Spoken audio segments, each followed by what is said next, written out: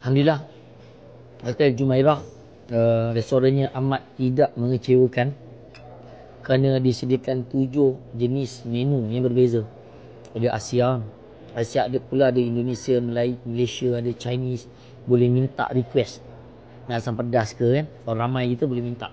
Kemudian kita ada international, ada Arab, ada Western, ada Indian, ada macam-macam lah.